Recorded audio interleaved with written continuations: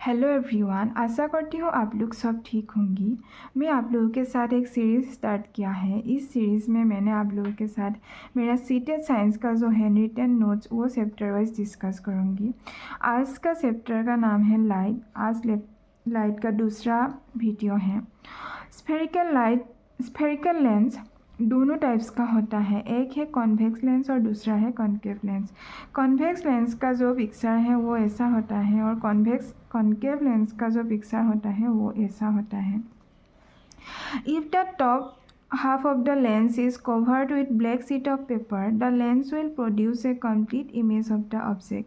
However, intensity और sharpness will reduce। मतलब जब हमने कोई लेंस का आधा हिस्सा ब्लैक शीट का पेपर ने कवर करूँगी तब जो इमेज फॉर्म होगा उसका इंटेंसिटी और शार्पनेस रिड्यूस होगा। Look at this picture. इस पिक्चर में ये एक कॉन्वेक्स लेंस है और कॉन्वेक्स लेंस में ऑब्जेक्ट और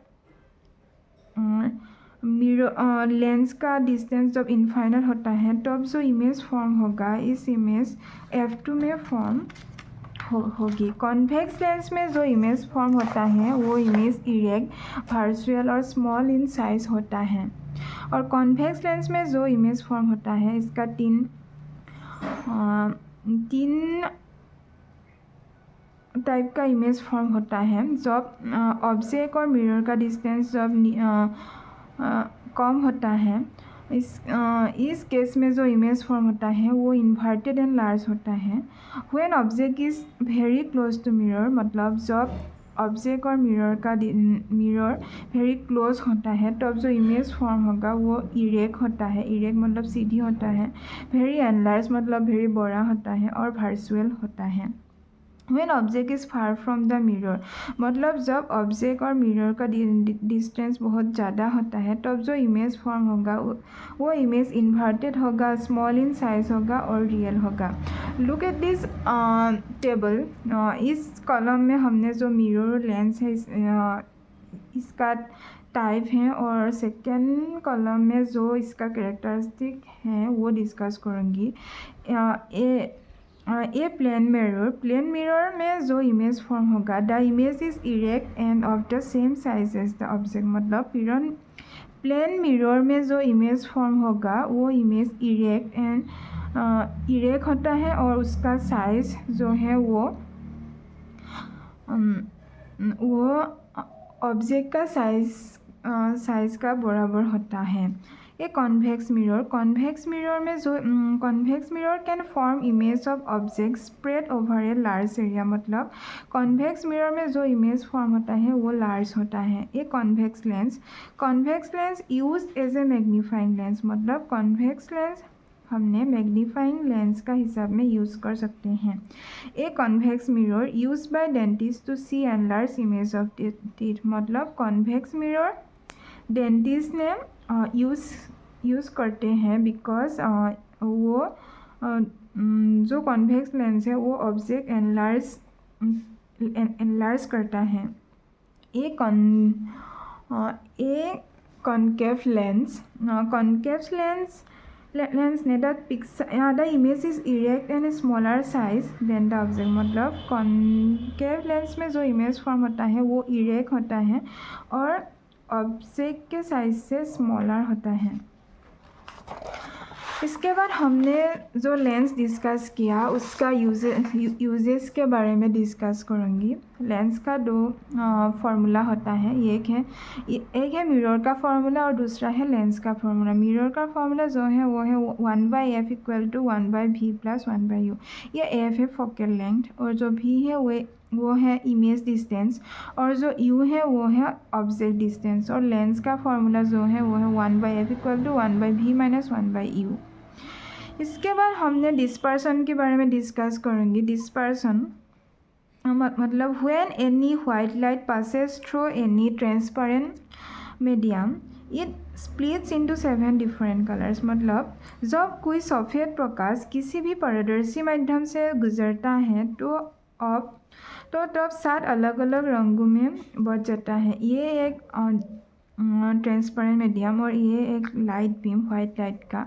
जब ये वाइट लाइट इसके थ्रू जाता है तब ये वाइट लाइट 7 डिफरेंट कलर में स्प्रेड हो जाता है। वो 7 डिफरेंट कलर्स हैं V0 मतलब violet, Indigo, blue, green, yellow, orange and red colour. ये 7 कलर में स्प्रेड हो जाता है। सेकेंड इम्पोर्टेंट एक है पॉइंट है टिंडल इफेक्ट। टिंडल इफेक्ट मतलब when light passes through a medium which contains very fine particles of dust and other substance, light is transmitted in all direction। मतलब जब प्रकाश किसी एक माध्यम से गुजरता है, जो माध्यम में कोई धूल तथा कोई अन्य पदार्थ होता है, इस माध्यम में जो लाइट जाता है वो सभी डायरेक्शन में स्प्रेड हो जाता है।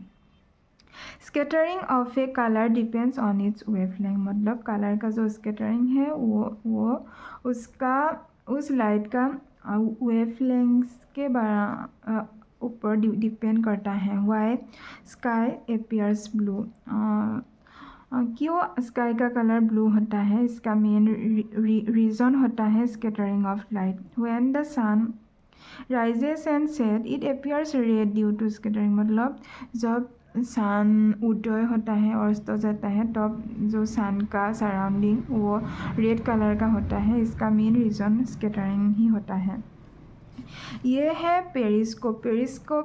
पेरिस्कोप का जो मेन फार्मूला होता है, पेरिस्कोप मल्टीपल रिफ्लेक्शन के ऊपर डिपेंड होता है।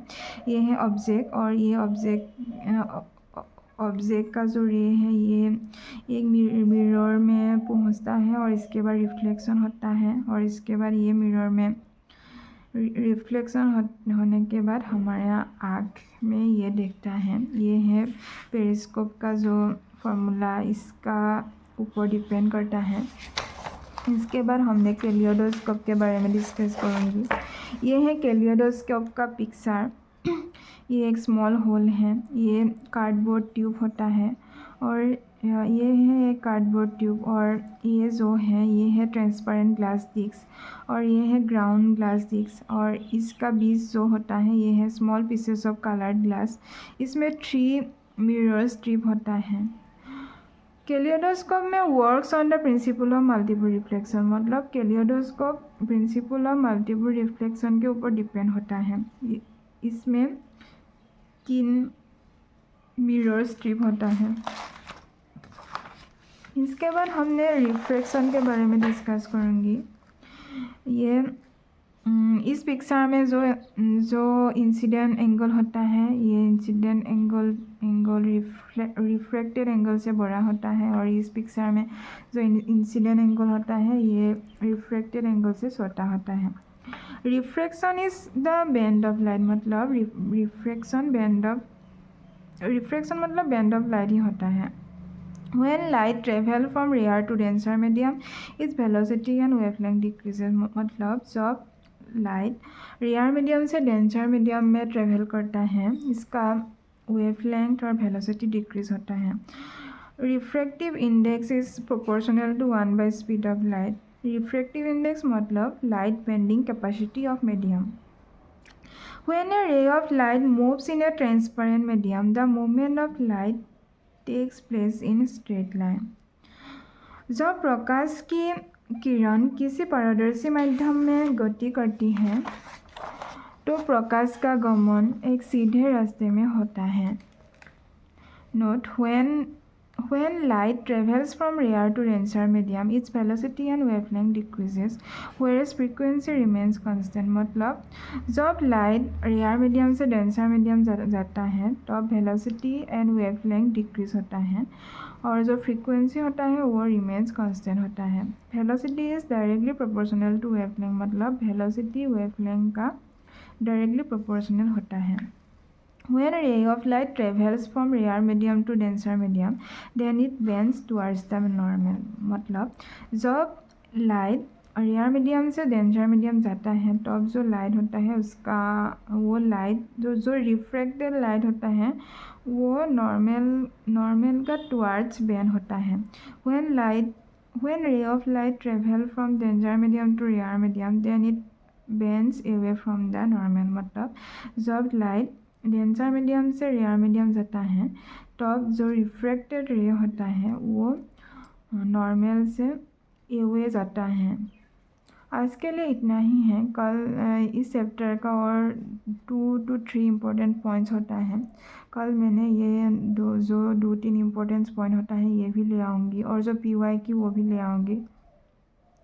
ऐसे ही मैंने डे बाय डे जो इम्पोर्टेंट चैप्टर होता है इसका मेरा हैंड रिटन नोट्स आप लोगों के साथ डिस्कस करने के लिए ले आऊँगी। आज के लिए इतना ही है। If you likes my content then please do like, comment, share and subscribe my channel. Thank you.